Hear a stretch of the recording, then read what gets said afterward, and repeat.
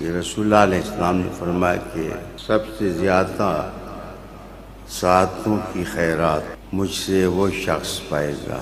کون؟ من قال لا الہ الا اللہ خالصا من قلبہ او نفسہ. رسول اللہ علیہ السلام نے کہا کہ جو شخص خلوص کے ساتھ اپنے دل سے لا الہ الا اللہ پڑھ دے یا اپنی جان سے لا الہ الا اللہ پڑھ دے. جان بوجھ کر میں نے نفس کا معنی جان سے کیا. برادران دین و ملت، کنسٹرکشن کی بنیاد سدھارنے کی اور سدھرنے کی. انسان کے اندر اس کے وجود کے 3 حصے ہیں.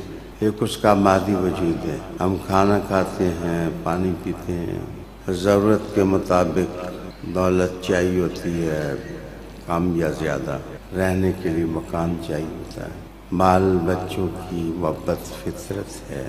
یہ سب انسان کے مادی وجود کے ساتھ تعلق رکھنے والی چیزیں. اور بیٹرمنٹ آف پرسنالٹی کے لیے قرآن حکیم نے اس کو رد نہیں کیا، اس کو حسنہ فی الدنیا سے تعبیر کیا کہ انسان کے لیے یہ بھی ضروری چیزیں ہیں. دوسرا وجود ہے انسان کا وجود نفسی. انسان کے اندر کا انسان ہے، اس کی انا ہے. ڈاکٹر اقبال اسی کو مقام خودی سے تعبیر کرتے ہیں کہ انسان کا اندر ستھرا ہو جائے، اس کا ضمیر ٹھیک ہو جائے، اس کے ضمیر کی کنسٹرکشن ہو جائے. ابن عربی رحمۃ اللہ علیہ نے بھی ایک جگہ نفس کو ضمیر سے تعبیر کیا.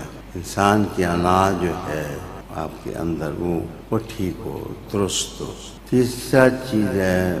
تیسری چیز ہے بچے، وہ انسان کا انٹلیکچوئلزم ہے، اس کا شعور ٹھیک ہو، اس کی دماغی حالت ٹھیک ہو، وہ ٹھیک سوچے، وہ ٹھیک فیصلے کرے، اس کے فیصلوں میں غلطی نہ ہو، اس کی تربیت میں غلطی نہ ہو. یہ تینوں چیزیں جب مل جاتی ہیں تو انسان کا روحانی وجود بنتا ہے. سب سے زیادہ مضبوط شخص ہوتا ہے جس کا قلب، جس کا نفس، جس کا ذہن، تینوں میرے حضور نے کہا کہ اخلاص سے مان لیں لا الہ الا اللہ.